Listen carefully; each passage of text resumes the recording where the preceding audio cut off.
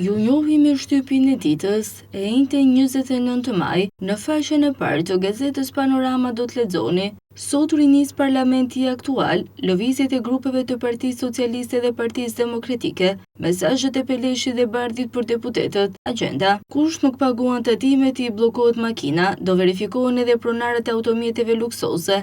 Zbatimi. Gongja në ministrialin e procesit të Berlinit. Matura 2025, mbi 27.000 maturant në 4 provime. Që janë këta plumba, minutat e fundit të Ramiz e Gjebrez, e vërteta e letrës së Enverit, 2 orë pasi e pushkatuan më 44-ën.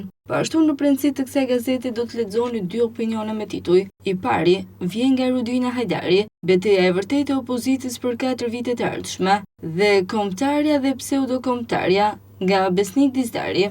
Vazhdojmë më tej me Telegrafin. Si u transferuan milionat e fituara prej Forex dhe bursave false nga Shqipëria në parajsat fiskale. Një kompani e regjistruar në Shqipëri në fillimin e vitit 2023 me pronësi të plot nga një shtetet shqiptar që dhe deklaron si aktivitet me shërbime marketingu dhe komunikacioni online, është vënë në qendër të një hetimi për dyshime mbi pastrim parash. Rama, guida digjitale e turizmit, TEA inovacion për sezoni veror. Aplikacioni TEA sjell një valë të reinovacioni për sezoni veror, sipas kryeministit Rama, me ruajtjen e identitetit historik dhe krijimin e hapësirave të reja panoramike, nga ku mund të shihen pamjet mahnice të Gjirit të Florës, do ta kthejnë Kaninën në një ndalesë të paharrueshme për çdo udhëtar që kërkon të përjetojë histori nga afër. Drejtësia e re, përplasje mes gjykatës së lartë dhe saj kushtetuese, ja akuzat që faktojnë zvarritjen e vakancave nga Zaçaj. Kreu i Bashkisë Ermal Dreda, Këshilli Bashkiak me propozim të shoqatës Llabëria, nderon me titullin qytetar nderi i Vlorës profesor Kristaq Kumen. Opozita shqiptare, fletët janë përdorur brenda vendit, mungojnë 60.000 votat të diasporës. Berisha, kemi laptopin e patronazhistëve. Prokuroria e Tiranës, fletët me votat e diasporës i hetoi Greqia. Meta për lobimet, SPAK të gjej ata që kanë mbajtur postat. Pa çfatin e qenëve, shqiptarët enden pa shtëpi e çati mbi kokë, ku 42% e popullsisë është në mirim, teksa FSHZ hap tender 5 milion euro për të ndërtuar hotel luksoz për qend, me paratë e 100 fshatrave. Këto ishin disa nga titujt kryesor të gazetës Telegrafi që të zgjeruara i gjenin në brendësi. Vazhdojmë më tej me ditën. Të pathënat e arrestit të Metës, pse Ilir Meta refuzoi transferimin në burgun e Durrësit, nga presidenti tek vëllai që tradhtoi, prika nga Durrësi, më fort se burgu, lobi që e bëri djalin e vet dhe më pas e braktisi.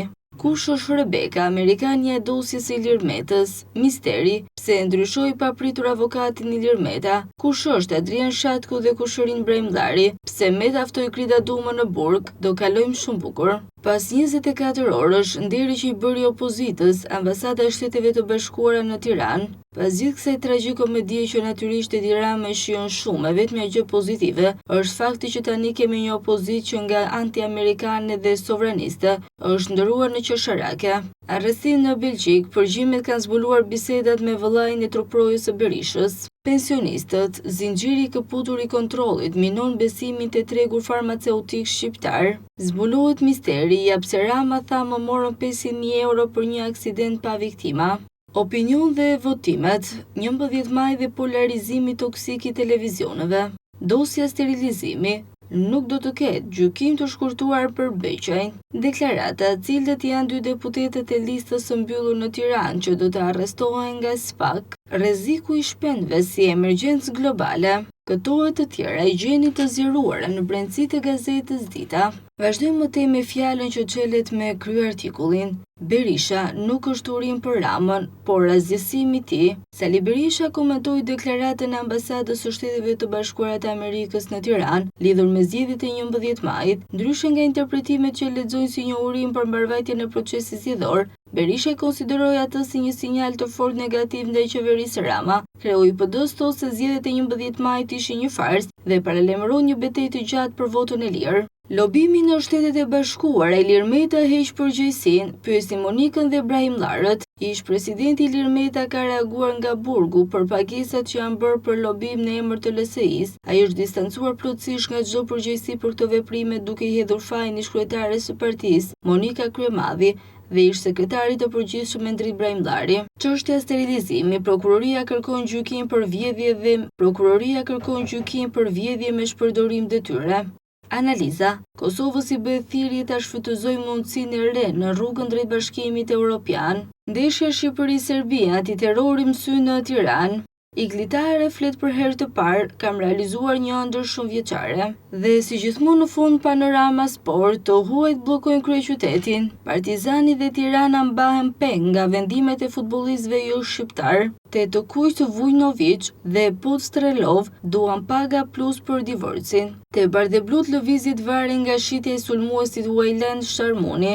Ibrahimi largohet nga 26 herë kampionët, Osmani gati gradimi. Të plotë shkrim e gjeni në faqen 2, ku janë edhe detajet. Futbollisti gjerman, simbolit shqiptare në Kosovë, Adiyemi bën një hor në Serbi, ishët Endri Vrapi vizaton formacionin, Hoxha, ja dalim të bashkuar, e veçanta futbolli bashkive në pushtetin e femrave. Flamurtari Drizi trem Gazdemin, Vllaznia, Stojanović largohet, situat grime për forcimet. Korç, Skënderbeu konfirmon Gjokën, Gjançi, kthehemi në elit. Vazhdojmë me gara, rrethi 82 flet shqip, Velia fiton etapën e tretë. Eci me ligën e konferencës, Chelsea dominon, rekord për trofet evropian, Champions, fanella e verdhë në finale, Ronaldo e merr Interi. Serie A, kaos trajnerësh në Itali, askush nuk është i sigurt, dhe Spanjë, Mbappé, marrim kupën e botës, Yamal me kushte. Dhe me titët kryesor të gazetës Panorama Sport e përfundojmë leximin e shtypit për ditën e sotme.